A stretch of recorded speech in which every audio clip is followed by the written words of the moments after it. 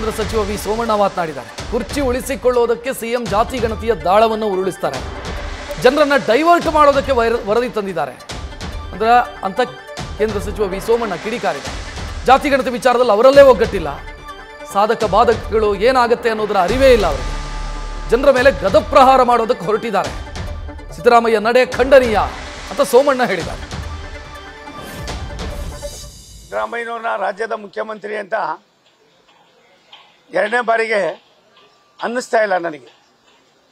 ಅವರ ಕಾರ್ಯಶೈಲಿ, ಅವರ ನಡವಳಿಕೆ ಎಲ್ಲ ಒಂದು ಕಡೆ ಅಧಿಕಾರಕ್ಕೋಸ್ಕರವಾಗಿ ಯಾವುದೇ ಒಂದು ಈ ರೀತಿಯಾದ ಗೊಂದಲವನ್ನು ಸೃಷ್ಟಿ ಮಾಡ್ತಕ್ಕಂಥದ್ದಕ್ಕೆ ಮುಖ್ಯಮಂತ್ರಿಗಳು ಮನಸ್ಸು ಮಾಡಿರ್ತಕ್ಕಂಥದ್ದು ನೋವಿನ ಸಂಗತಿ.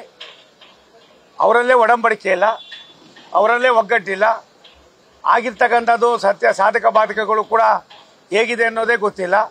ಇಂಥ ಸಂದರ್ಭದಲ್ಲಿ ಜನರನ್ನು ಬೇರೆ ಕಡೆ ಸೆಳೆಯೋದಕ್ಕೋಸ್ಕರವಾಗಿ, ತಮ್ಮ ಕುರ್ಚಿಯನ್ನು ಉಳಿಸ್ಕೊಳ್ಳೋದಕ್ಕೋಸ್ಕರವಾಗಿ ಮುಖ್ಯಮಂತ್ರಿಗಳು ಇನ್ನೊಂದು ದಾಳವನ್ನು ಇವತ್ತು ರಾಜ್ಯದ ಜನತೆ ಮೇಲೆ ಗದಪ್ರಹಾರವನ್ನು ಮಾಡ್ತಾ ಇದ್ದಾರೆ. ಇದು ಖಂಡನೀಯ. ನ್ಯೂಸ್ ಫಸ್ಟ್ ನಿರ್ಭೀತಿಯಿಂದ ನಿಮ್ಮ ಪರವಾಗಿ.